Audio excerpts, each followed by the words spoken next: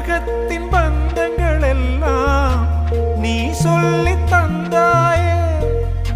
பிறப்புக்கும் இறப்புக்கும் இடையில் வழி நடத்தி சென்றாயே.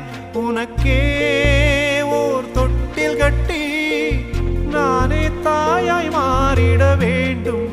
ஆராரிராரோ நான் இங்கே பாட, தாயே நீ கண்ணுறங்கு என்னோட மடி சாய்ந்து.